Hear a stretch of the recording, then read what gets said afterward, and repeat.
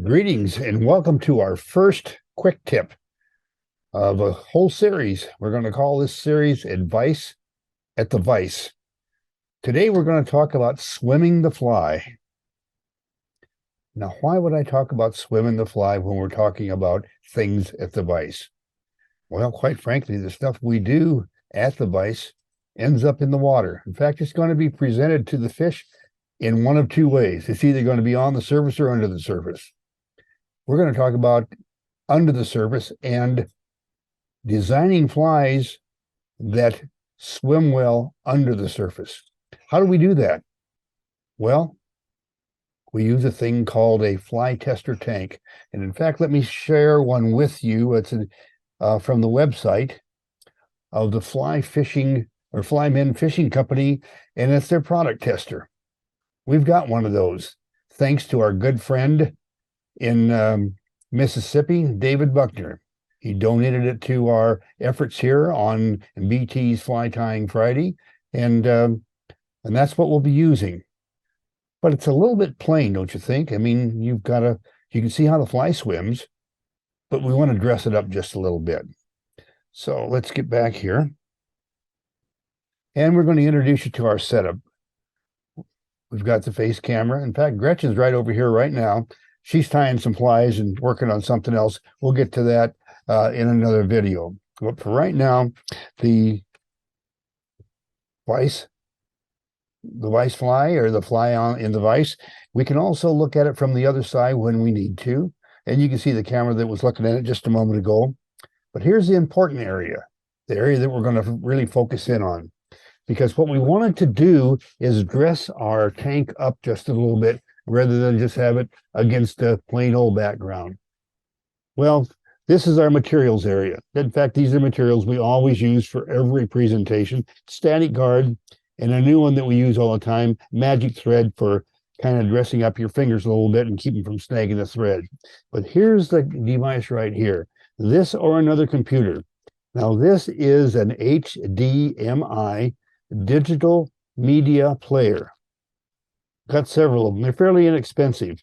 You just plug an HDMI cable into this, the other end into a computer monitor or an old television set with an HDMI plug, and you put a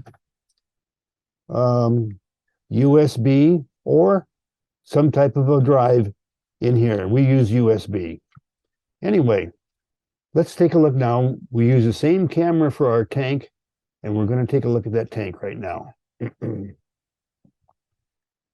There's the tank.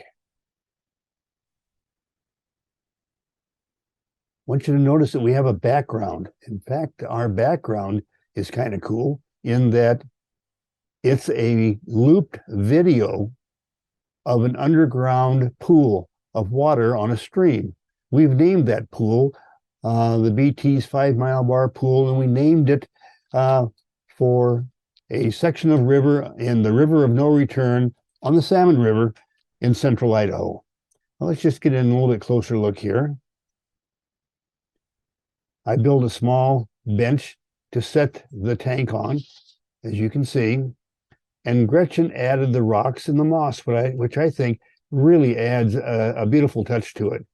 And I've got a fly laying in the bottom there. I haven't started the tank yet, but we'll talk about that fly in the bottom here in just a minute. But let's go back to the vise for a moment and take a quick look at the fly that we're going to look at here in the tank in just a moment. And there's the fly. Now that's a new design for us. We call it the Fuzzy Soft Hackle Streamer. It's made with one feather and a body.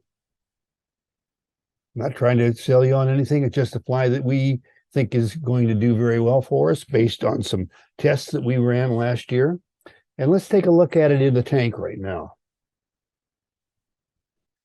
Now, it looks pretty good in the water, doesn't it, though? It works in the current, opens and closes. It looks like it would be very attractive to a fish. At least it seems like that to us. Now, about this tank, only want to speak about it for a moment, and we'll call this quick tip, if you will, done. But the video that's loop playing in the TV in the background. Let me pull back so you can see that better. And in fact, it's a TV monitor, whatever. Anyway, the one that's playing, one of the things I'll give you a tip, it'll save you some trouble, saved us some trouble anyway. And that was, we needed to blur that video 20% so that we could zoom in and out on our fly, and the fly would stay in focus without the camera focusing on the current that was coming off of the television screen. So there's the fly swimming in the current and doing its job. And that's it for the first quick tip from the Beattys. We'll have more of them to come. We're going to try to do a couple a week, maybe even a couple a day. We don't know. But for the biggest part, enjoy these. Let us know what you think of them.